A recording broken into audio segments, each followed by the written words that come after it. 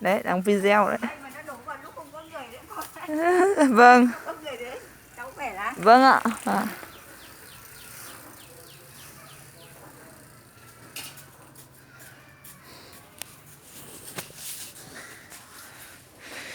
Đấy, nhìn cháu đang lao động vậy. Đấy, siêu chưa? Đi vào luôn đi.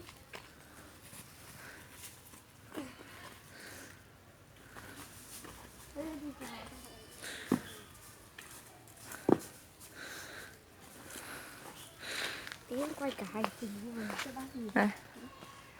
Cầm. Đây chính là Loan, Mai Phương Loan. Hello. Lao động là vinh quang, bóng đi. Let's go. Đổ trên cao ngất ngưỡng và nó đổ. Lao động chính là vinh quang.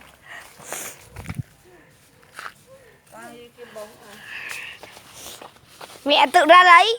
Cái này chỉ dành cho Kim thôi. Im quay cả hành trình đi chào.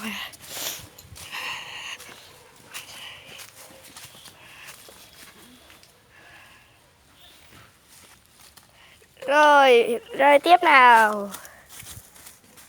Sắp hoàn thành rồi, cố lên, let's go. Đây để chỗ này này. Con đừng có xếp cao quá nó đổ vào người ạ. Rồi.